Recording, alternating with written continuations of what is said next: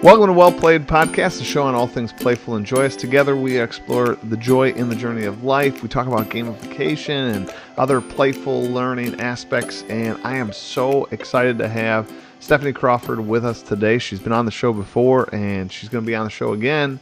And we today are chatting about ideas for online learning. This sort of comes at a time when Stefanie and I find ourselves at home because it is the polar vortex that has descended upon North America, and many of the school districts in the northern hemisphere here have off because it's just so cold. Stefanie, could you introduce yourself and share just how cold it is in your neck of the woods? Hi, Michael. I am from Central Illinois, actually Peoria area. And it is, right now, we had a real feel of negative 34, I think, which was warmed up from the negative 51 that it was this morning at 7. Yeah, it is crazy. I live in Wisconsin here, and it is very, very similar. When I took my daughter to her grandparents, where she's hanging out today, the car said negative 22, and my car doesn't take into account wind chill. So that's the real just as it is. And it's blustery out up here. So I know it's much higher or lower. It's a bigger number. That's what I want to say. It's a much bigger number. That's what I'm trying to say, people. But all of this sort of leads to this idea of our topic today. And our topic being kind of this online ideas. We don't have to only focus on like a snow day kind of experience, but this kind of how can we use the right tools to sort of make those moments that we're not together that much better, whether that's a flipped class, whether that's like a carefully designed sub lesson, or a day off like today, because at my school we actually don't call these snow days anymore, which is just that's sad because my childhood they were just snow days and you got to play. But today we call them online learning days, and we're really encouraged to put out the amount of content and the experience that as best we can that we would have in class when we're not in class. So I thought we could have a show on that and talk about what other teachers do. I love it. Yes. So I guess I'll dive right in to get us started with particularly today, right? So today we're coming on the heels of, this is like our third snow day. We had two legitimate, it snowed a lot days in the last 2 weeks. And then today, this super cold day. And putting that content out there, it's been kind of interesting because I don't teach at an online school at all. Our kids have one-to-one laptops, but we don't really do a lot in terms of when they're not in class. We don't have a lot of online modules for them to go through or whatever. So this was kind of rather interesting to see us sort of almost turn on this machine of learning online because our kids aren't used to it. And here we're doing it in a moment when you can't guide your kids through it. And I got to admit, in the very few touch points that we've come back to school in this winter off that we're having, I was kind of amazed at how many kids easily snapped into kind of online learning. My percentage of homework completion was still high, and kids got the materials and kids understood and could answer the questions and yada yada yada. It was as if we did have class the other day, which was kind of amazing to me. I don't know if in your experience you've had that. Yeah, and I realized when I introduced myself, I never told my role, so I'm sorry I failed at introductions there. But I am currently an instructional coach, but when I was teaching 8th grade ELA, I guess used some of those same ideas of online learning when I was out of the classroom, not for a snow day, but if I knew I wasn't going to be there.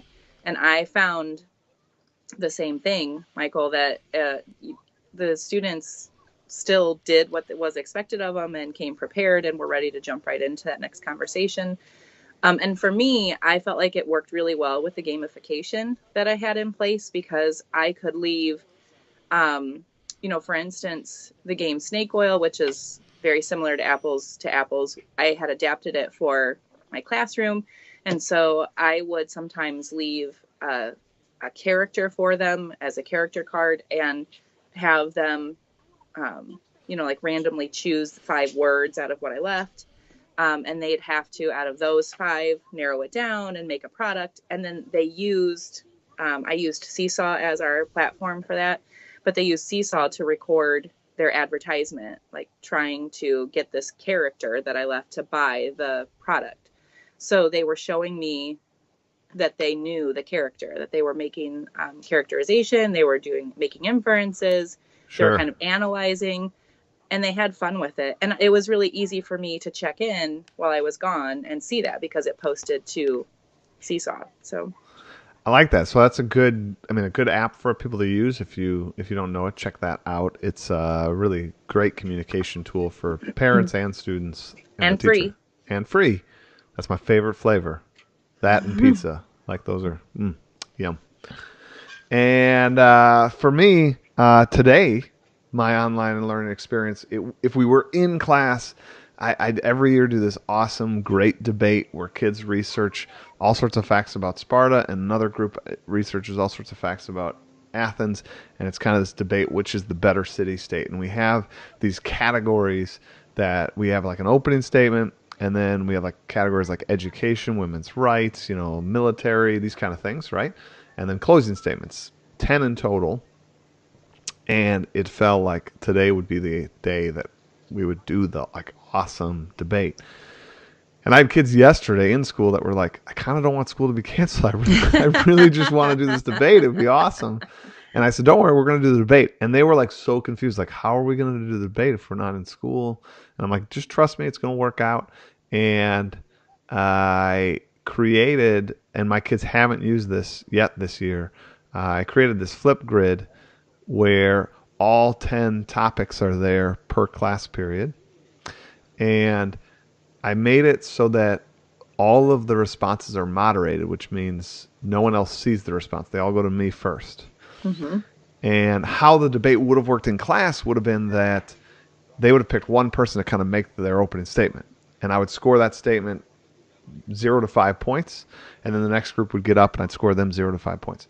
So on this online learning, what I'm doing is kids can go in there, and once they can see a video from, let's say, Athens, it means I've approved that one. That is locked in. There are no other opening statements for Athens. Like don't make them. Go to one of the other 9 topics and make your pitch. But what I like about this, almost better than doing it in the class, is I told kids, you don't know, like they can't see how many videos are posted. So Right. like they might be like, oh man, they don't know if there are any posted for women's rights for Athens. So 5 or 6 kids are going to go make that video, Mm-hmm. not knowing if it's made already or not. I'll watch those 4 or 5 from Athens and then like approve what I see as the best one for them. And Mm-hmm. then that will encourage Sparta to also do the same thing. Like I better go and post 5 or 6 videos. So you're getting like, hopefully every kid's going to do 3 or 4 of these. And they're not long. I mean, they have to make 45 seconds to a minute argument. So asking them to do 3 or 4 after we've already done the research should be relatively easy and painless for them today. But they get to kind of see this thing unfold throughout the day. And I sort of said that after 4 p.m., the experience is done. Like I am not checking after that point. Oh, I love that. So like you have this time. And I said, I encourage you to come back, see what's there. And then I said, because we have a gamified class, I also upped it one ante. And that is, if you want, after I've scored and said, here's Athens' opening statement, they got the 5 points or 4 points, whatever I give them. That can't change. But I said, you can earn XP if you make rebuttals to that video. It I won't love change. it. It won't change the debate score, but you could earn some XP if you just like go back and rebut some of these other people's comments. And I just think, man, I think this is going, like I said, this might actually turn out better than when it was in the class. And this is all happening when we're not there. And kids are sending me emails like saying they're super excited, they're pumped. Thanks for putting on the debate, even though it kind of quote unquote they thought it wasn't going to happen today. I love that. We had so in our gamified PD, we have those bingo cards, and one of them is a book bingo also. And I know that there were teachers that were talking about, okay, well, I can put my book bingo squared in my day off. So it was really Um, like, I even though it's a teacher instead of a student. What? I have to interrupt with an important update. I don't have school tomorrow. Yay! School has been canceled for For tomorrow. those of you listening or watching, I gave you a modified version of my celebration from when my school day was canceled, as Michael and I were talking earlier. So So I'm yes, very excited for you. school's been canceled January 31. I don't know when you're listening to this. You might be listening to this in summer, and it makes no sense that we have these snow days right now. But yes, it is canceled for tomorrow. And Stephanie and I were saying before the show started that like we really would just like to know, even if we had school tomorrow, I just Yeah, want somebody to tell me like it's happening or not happening. And I'm sorry I had to interrupt you. I had to share with the world. that I have was a, important. and it goes with our topic. I have another Yes. online learning day I have to prepare for tomorrow. So I'm just going to go back to what Yes, I was saying. I am sorry. That's okay, because it goes with that. The teachers with their book bingo are still able to do something. So we, with our second snow day too, they're getting an extended chance to read more and keep learning. And then we have the other bingo card where they can be making activities for their class and planning them and posting them to our PD website. But then the students, we've had teachers who have taken those concepts from our gamified PD and done it for their students. So now those students have those bingo boards at home on days like this, and we're 1-to-1, and they can be picking items off there and working on them, even though there's no school today too. So they're still getting personalized learning because they're choosing from a bingo board that has multiple opportunities for them.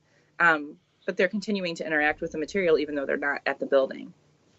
Nice. I mean, I like your whole gamified PD that you've sort of put in place since becoming a what's the official term? Is it tech integrator? No, we're instructional technology coaches. There you go. Thank you. No And problem. so, what I love about this, and it fits this topic, is it is making connections and building sort of relationships even when you're not in that same space.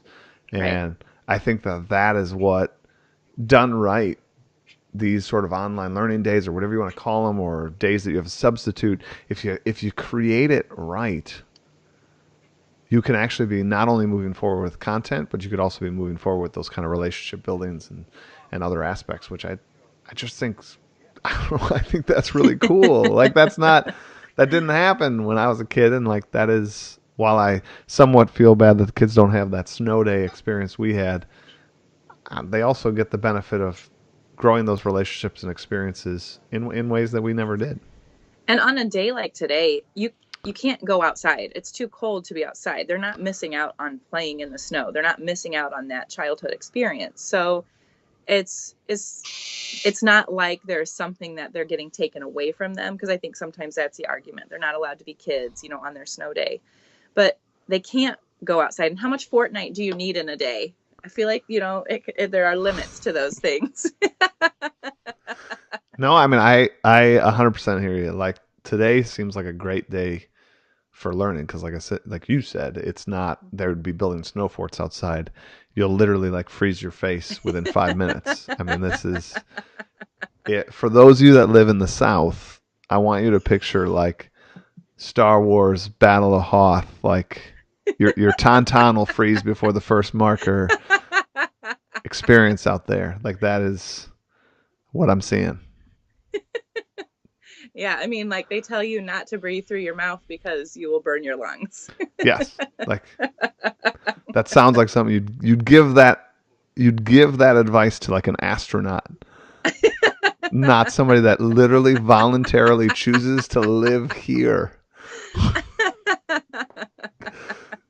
I mean, choices were made. Choices were made, whether they're good or bad. Here we are, Stephanie. So back to this sort of online learning. The other thing I wanted to sort of tie in here, and you touched upon it a little bit about when you're not there, like when you were gone and playing sort of a modified Snake Oil, which is a great game. You guys should all pick that up. It's plenty of laughs for the family and great for the classroom. But I wanted to say that one of the things I do is I actually wrap my sub into sort of my storyline a little bit. I call them the traveling sage. I love that. And I build. I think right now I have like 4 items that are specific to the traveling sage, where I say, and I put in my sub notes, hey, if somebody helps you out, if somebody does that right thing, and like you want to sort of single them out, let them know that like when I get back, they're going to be getting something from the traveling sage, which is them.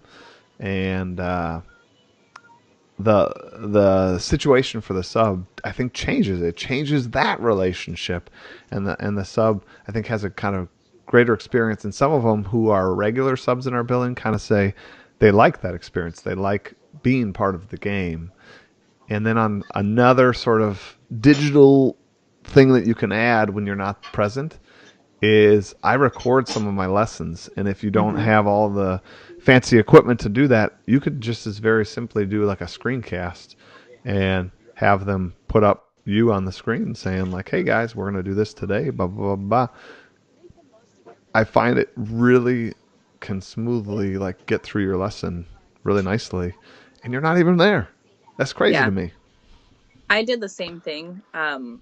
I used YouTube and made it a private channel, and at my students could go in and see the lesson plans for the day, like as me talking through it. Like you said, I didn't have any fancy equipment, but I just used my screencast and I talked through it. And what I liked was that you never know. For us, we never knew who would be in our room. Sometimes you got a subway in advance, but sometimes it was down to the last minute. And there are differences in subs. I mean, there just are. So you don't know if someone coming into your room is going to present that material that you left with the same, I guess, emphasis that you imagined, that you thought you wrote so carefully. You don't know if something will be missed. And I found that YouTube for that was perfect because it was me in the way that I always talk.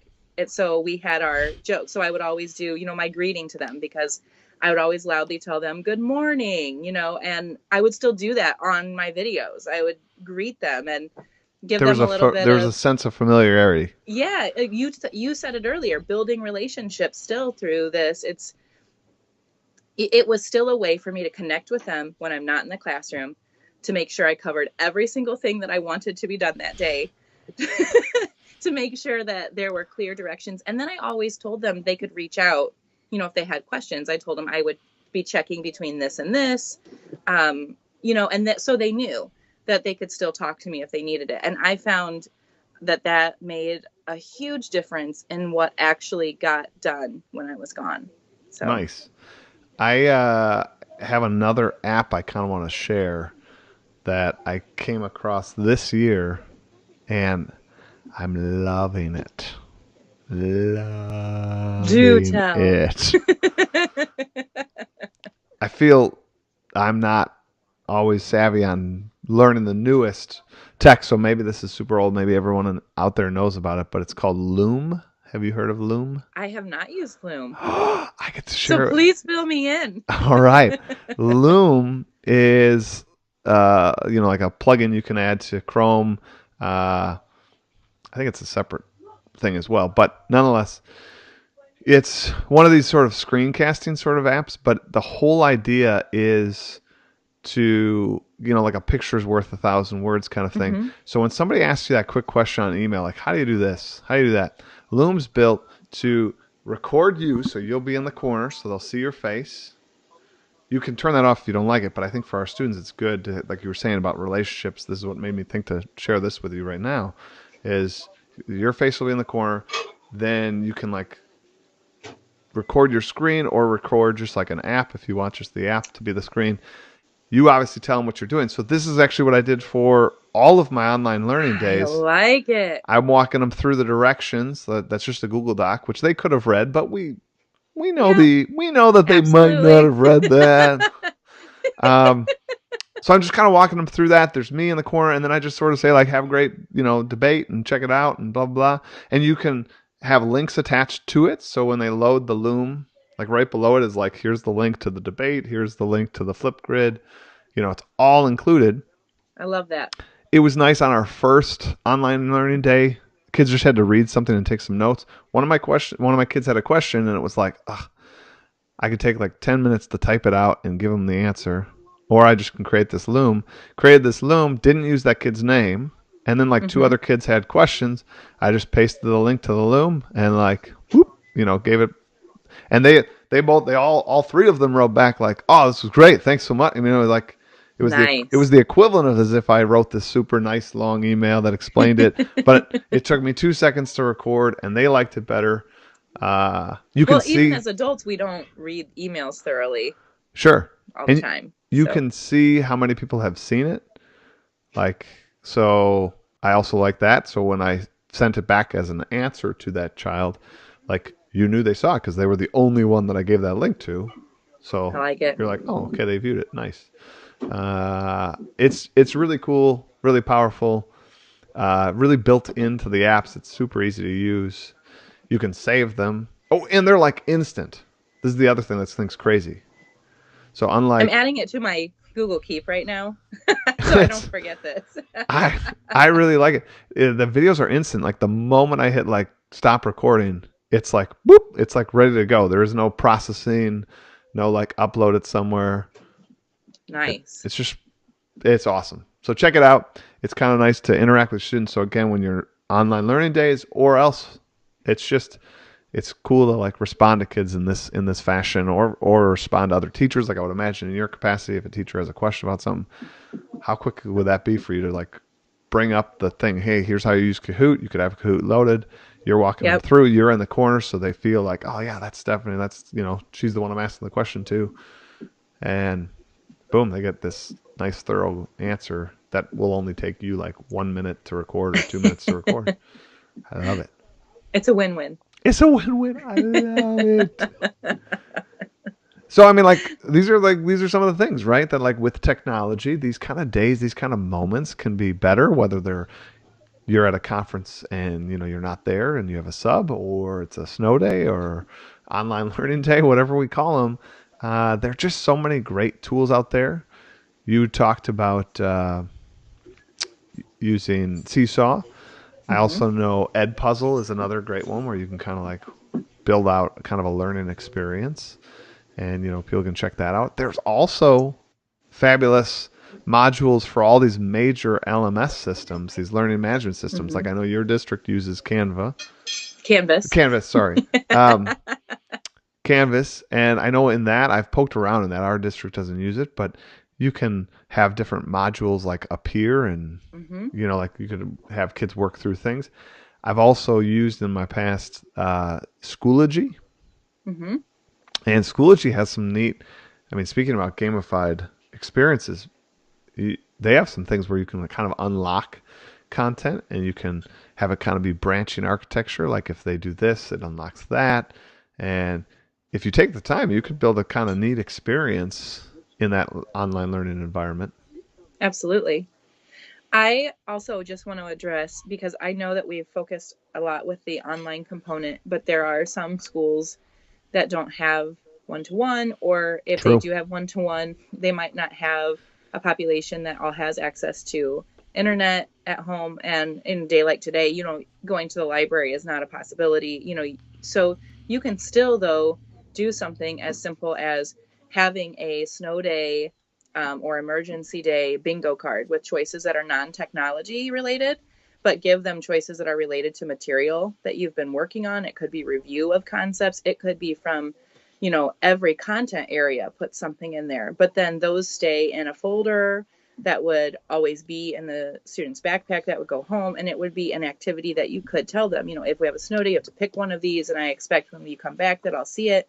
So even without a lot of um, technology, you could make a learning experience available to them, and something that they can look at and engage with, and then still come back having done something.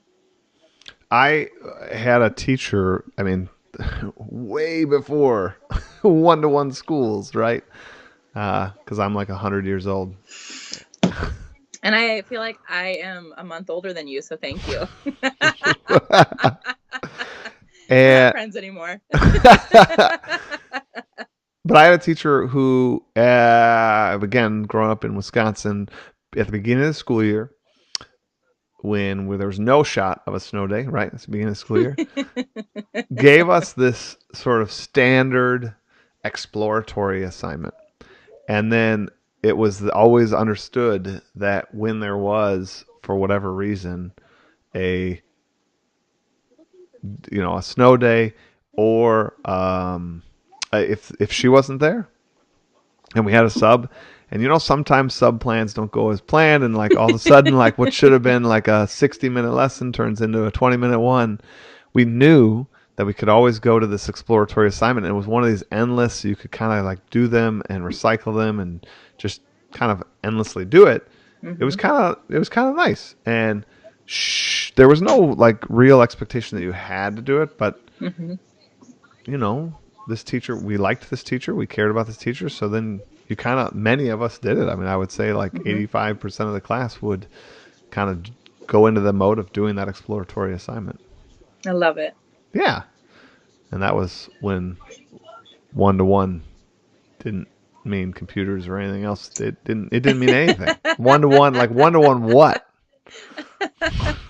I mean, I played Number Munchers on a Number Munchers. I remember that. And Oregon Trail. Oregon Trail. There were some games, man. There were some games. Stephanie and I love games, if you don't know. Just a little bit. Just a little bit.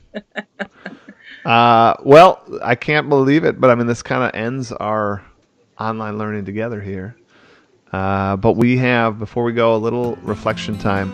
I have kind of a quote that sort of somewhat relates. A little bit. Teach. Sure. So you ready for this amazing quote that perfectly ties into today's topic?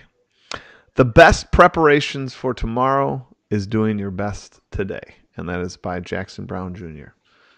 Whoa. How does that hit you with our online learning topic? I guess I think about the idea that when students are away from school, if they're still engaging in something that is not for the whole day even, but just for a period of time, engaging with something that reminds them of what they've been working with and interacting with, that it helps prepare them for that next time they engage with it. It can make them more excited about it. It can raise questions that they want answered. It could mean that they've developed answers to something that was asked before. But by looking at it today while they're not at school, by spending even 5 minutes, they're going to be more prepared with it the next day. They're going to be more excited, more engaged, just more ready to learn with it the next day. I love it. I couldn't say it better myself. I think taking that moment to be prepared today really strengthens your tomorrow. I think that's gamification. I think that's school. I think that's education. I think that's what we do. I think that's what we care about and what we choose to invest our lives in. And we're hoping to inspire kids to do that very same thing in terms of investing in today. Like, right. And with that investment, like, make today the best day it can be. And I bet you your investments will grow tomorrow. Absolutely. Well, everyone, thank you so much for staying with us throughout this episode. I truly am thankful for you guys checking this topic out. And for those of you that are bundled up and part of this polar vortex with us, I hope you enjoyed it. And I hope you maybe are taking a piece or two from this and going to apply it to your sort of off day for your students. And for the rest of you that are warm and toasty, please, push some of that up here. Just, maybe if you all collectively blow out or exhale towards the north. Could you do that? Right? They say like doesn't, like, if a butterfly flaps its wings, there's like a tornado on the other side of the world, something like that, right? Sure. Like, I'm sure if everyone right now exhales. Let's do it. Let's synchronize our watches. I need you all to exhale towards the north at, we'll say, like noon Central Standard Time. That'd be like 1 Eastern and like 10 California time. Everyone should be awake and able to do this. Let's make this happen. Let's end the vortex. We got it. All right. Thanks for having me, Michael. Yeah. Everybody, thanks so much for listening. It's truly an honor and a pleasure. I hope you guys have a great day. Take care.